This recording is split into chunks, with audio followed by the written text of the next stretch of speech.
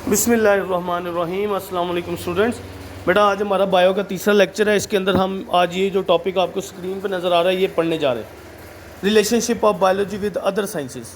ठीक है जी, याद रखें बायोलॉजी का जो है वो हमेशा दूसरी साइंसेस के साथ कुछ ना कुछ रिलेशन रहता है। ठीक है जी, जब भी कोई सी दो ब्रांचेस आपस में मिलकर उनकी एप्लीकेशन सेम हो जाएं, ऐसी इंटरडिसिप्लिनरी, इनको इंटरडिसिप्लिनरी साइंसेस कहते हैं।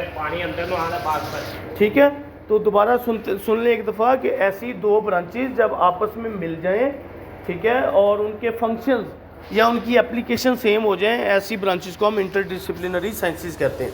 आपके पास यहाँ पर 5 ब्रांचेस उसने लिखी हैं जो इंटरडिसिप्लिन मानी जाती हैं। सबसे पहली उसने लिखी हुई है बेटा बायोफिज़िक्स। इस बायोफिज़िक्स की ब्रांच में आपको वो बताता है it deals with the principles of physics.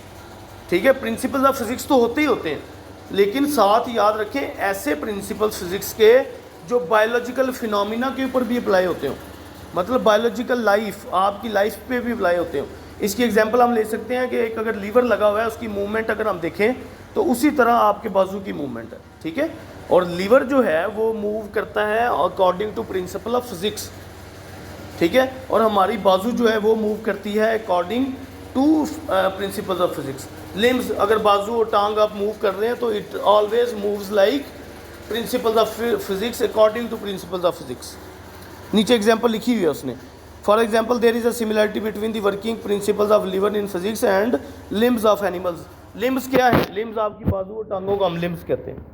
Next branch है बेटा आपके पास biochemistry. It deals with the study of chemistry of different compounds and processes occurring in living organism. इसका मतलब है कि जो भी प्रोसेस आपकी बॉडी में चल रहा है उस प्रोसेस के अंदर जो भी कंपाउंड आपके इन आउट बनते हैं या टूटते हैं, उनकी कैटाबॉलिज्म होती है, एनाबॉलिज्म होती है, उन सब को हम उनकी स्ट्रक्चर अगर पढ़ें, उनकी कंपोजिशन पढ़ें तो दिस इज़ कॉल्ड बायोकेमिस्ट्री।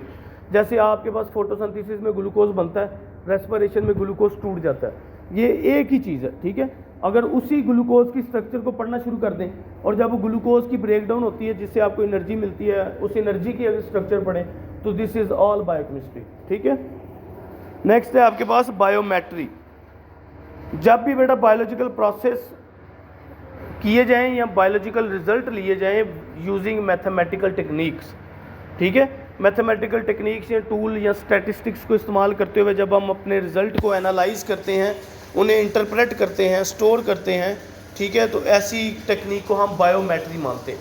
आपके पास बहुत सारी स्टैटिस्टिकल टेक्निक्स हैं जिनकी वजह से आप बायोलॉजिकल प्रोसेसेस के रिज़ल्ट उनको एनालाइज कर सकते हैं, उनके रिज़ल्ट को स्टोर कर सकते हैं। This is all studied in biometry.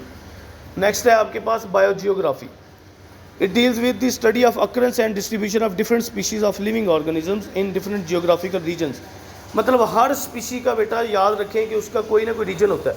ठीक है, मतलब अगर ह्यूमंस ने अपनी एक रीजन बनाई हुई है जिसको हम ज़मीनी वर्ल्ड कहते हैं, तो ह्यूमंस कभी ओशन में तो नहीं जा के रह सकते। तो याद रखें जब भी किसी एक लिविंग ऑर्गेनिज्म का हम स्टडी करते हैं कि उसकी प्रॉपर रीजन किस जगह पर वो रहता है, उसका हैबिटेट क्या है, ठीक है, तो इसे हम बायोजियोग्राफी में स्टडी करते हैं। It applies the knowledge of characteristics of particular geographical regions. मतलब कि जिस जगह पर हम रह सकते हैं, जिस जगह पर हम रह रहे हैं उसे हम जियोग्राफिकल रीजन के नाम से जानते हैं। ठीक है, और उसी रीजन के मुताबिक आपकी कैरेक्टरिस्टिक्स हैं। जो लिविंग ऑर्गेनिज्म उस जगह पे रहता है उसकी कैरेक्टरिस्टिक्स भी बेटा अकॉर्डिंग टू उसी जियोग्राफिकल रीजन के होती है। ठीक है, बिल्कुल। उसके बाद है बेटा bio economics. It deals with the study of organisms from economical point of view.